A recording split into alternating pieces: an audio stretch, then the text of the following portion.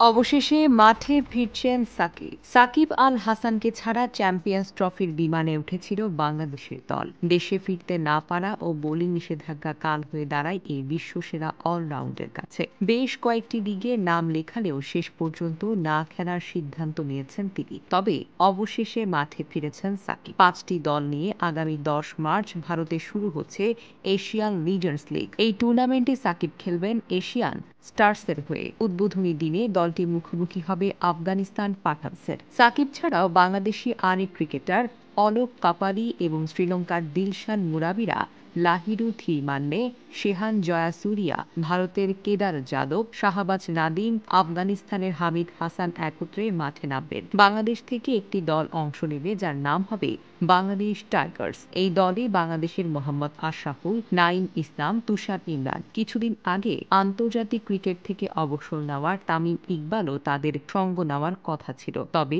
বাঁহাতি ওপেনার এবারের লিজেন্ডস লিগে খেলছেন না।